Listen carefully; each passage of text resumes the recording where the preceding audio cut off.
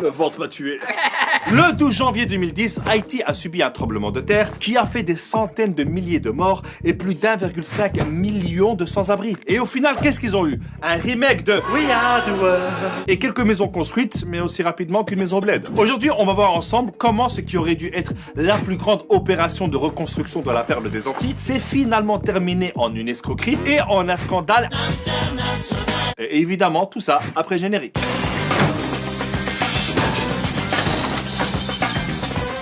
Il faut savoir que Haïti a été l'une des colonies les plus riches et la première république noire a proclamé son indépendance en 1804, soit 2-3 jours avant le lancement de Vivement Dimanche. Mais ça lui a coûté une dette coloniale à la France de plus ou moins 17 milliards d'euros d'aujourd'hui qu'elle n'a fini de payer qu'au milieu du XXe siècle. Mais bon, après quand tu commences une histoire et qu'il y a les termes dette coloniale, t'imagines bien que ça finira aussi mal que Macron qui parle anglais. I don't like what you did in front of me. Faut savoir que le pays n'a jamais réussi à bien se développer et il est toujours dépendant des ONG et des organisations humanitaires. À tel point qu'on la surnomme la République des ONG. Depuis le tremblement de terre en 2010, t'as plein d'ONG et d'organisations humanitaires qui ont débarqué comme les Avengers mais version Bollywood.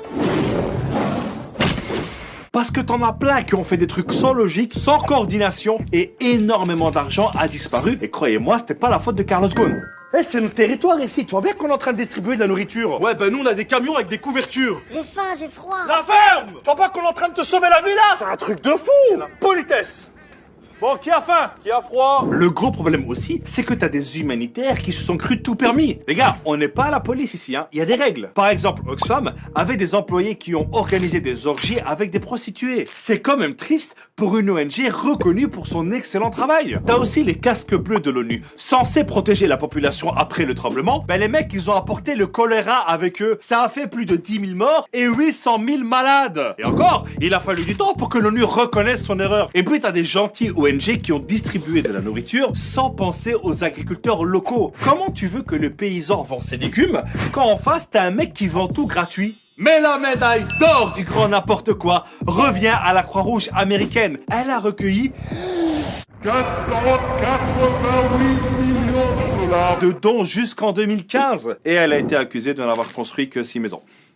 Les gars, Haïti, c'est un pays. C'est pas un Monopoly. T'as aussi l'agence américaine d'aide au développement qui a débloqué 2,5 milliards de dollars d'aide. Et bien sur tout ça, il n'y a que 2,6% qui a été versé directement aux entreprises ou associations haïtiennes. Le reste... Donc sous le coup de l'émotion, tout le monde s'est précipité, mais ça a été mal géré. Résultat, Haïti est devenu une espèce de centre d'entraînement pour des humanitaires qui ne connaissent ni le contexte, ni même le pays. Tu savais qu'ils parlaient français ici? Bah ouais. Je pensais qu'en Afrique, on parlait l'africain, moi. Mais on n'est pas en Afrique, on est à Tahiti. Ah, mais toi, t'es vraiment nul en géographie. Hein. On en apprend tous les jours. Hein.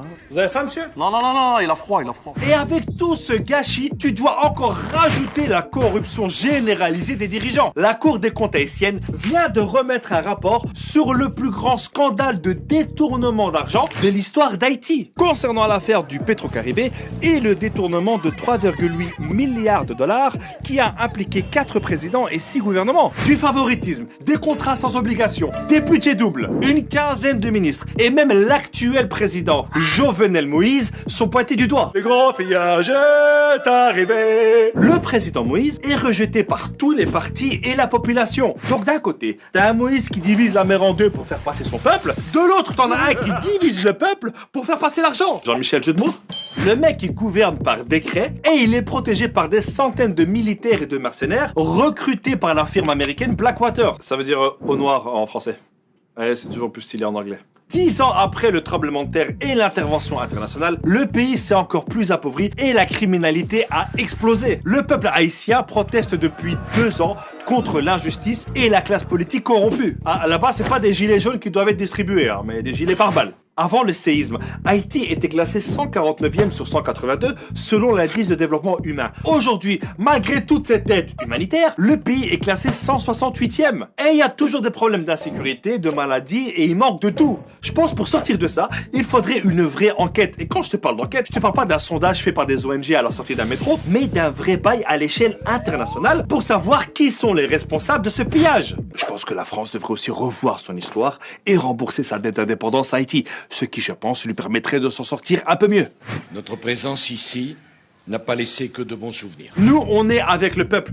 Ils sont debout comme ils l'ont fait à l'époque pour gagner leur indépendance. Et évidemment, n'oubliez pas de partager cette vidéo pour sensibiliser un maximum de monde. Et comme dirait mon proverbe, celui qui partage la vidéo